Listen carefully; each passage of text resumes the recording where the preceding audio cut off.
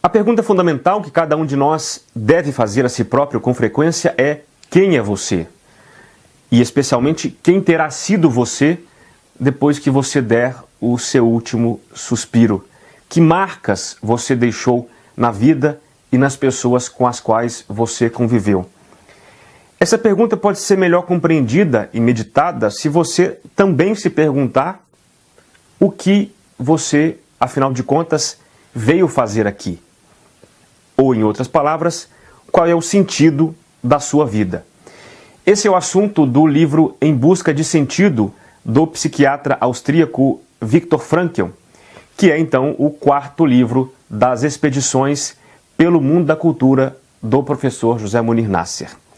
Viktor Frankl viveu alguns anos de sua vida num campo de concentração nazista, na Segunda Guerra Mundial, sobreviveu a essa experiência dramática e assim que saiu de lá, escreveu em 9 dias uma narrativa das suas experiências naquele contexto, extraindo dessa experiência então algumas noções com as quais ele cunhou a sua técnica, a logoterapia. O campo de concentração no qual ele viveu pode ser visto como um símbolo da nossa sociedade. Por que eu digo isso? Porque assim que ele entrou naquele ambiente, começou a perceber o que se passava, qual era a reação das pessoas àquela nova realidade, ele foi entendendo que os prisioneiros, com muita frequência, começavam a morrer aos poucos interiormente. E é isso que uma sociedade degradada acaba fazendo com as pessoas. As pessoas perdem o sentido da sua vida e, pior, perdem a noção de que a vida tem algum sentido. Além de não saberem qual é o sentido da sua própria vida, as pessoas perdem a noção de que uma vida pode ter algum sentido. Pode e deve ter algum sentido. Então é possível ler o relato do Viktor Frankl nos colocando no lugar desse prisioneiro, no lugar dele, como um indivíduo numa sociedade degradada que tende a nos matar interiormente, que tende a matar em nós as esperanças de uma vida com sentido, uma vida minimamente livre. E ele, naquele contexto, vendo as pessoas morrendo interiormente, ficou tentado a concluir, com base em teorias filosóficas e psicológicas em moda, de que o ser humano era um mero joguete na mão de forças naturais que ele não pode dominar. Porém, ele era muito perceptivo, foi logo entendendo que havia ali naquele ambiente basicamente dois grupos de pessoas que seguiam destinos diferentes, que seguiam caminhos diferentes. Um grupo de pessoas, em menor número, conseguia manter em si viva a chama da esperança, a chama da vida, não é? Enquanto outras pessoas sucumbiam, enfraqueciam e no curto prazo estavam mortas.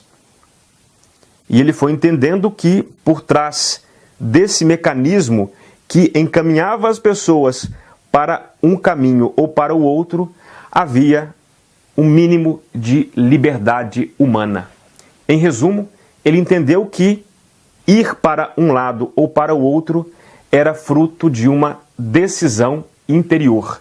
Ficou claro para ele que, em algum momento, os prisioneiros, cada um baseado em seus motivos, em sua força vital, mais ou menos poderosa, decidiam seguir um caminho ou o outro.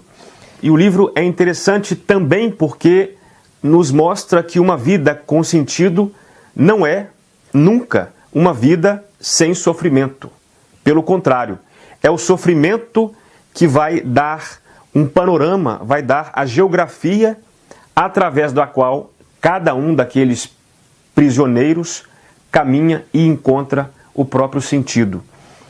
Viktor Frankl traz uma frase de Nietzsche interessante que diz o seguinte, que as pessoas conseguem suportar qualquer meio, qualquer circunstância da vida, desde que elas tenham um porquê.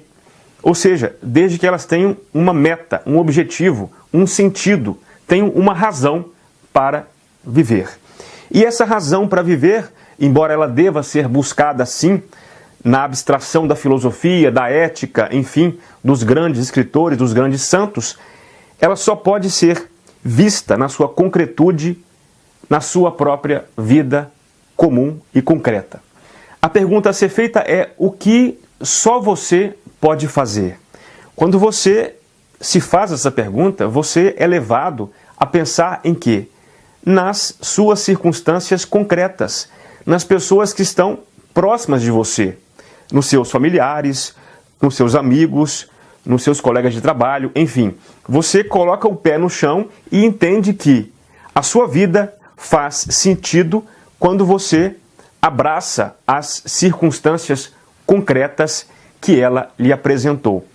E aí, ele estava num ambiente degradado, onde as pessoas tinham a tendência de reclamar muito, né? De se desesperarem, com razão.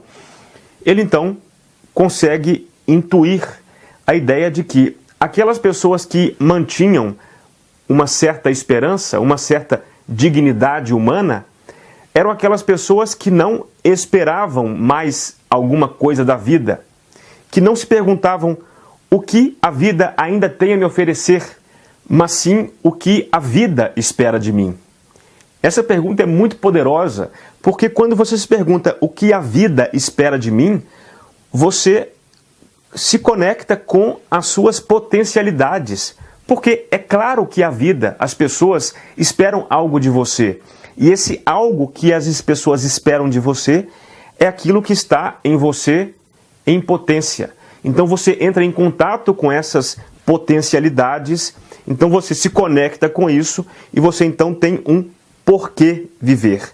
E você então suporta aquelas circunstâncias de degradação, de privação, de sofrimento, porque sabe que isso tem um sentido maior. É um livrinho curto de pouco mais de 150 páginas, destinado não só àqueles que estão desesperados, sem rumo, em busca de sentido, mas também àqueles que estão em busca da felicidade em meio aos tormentos da vida.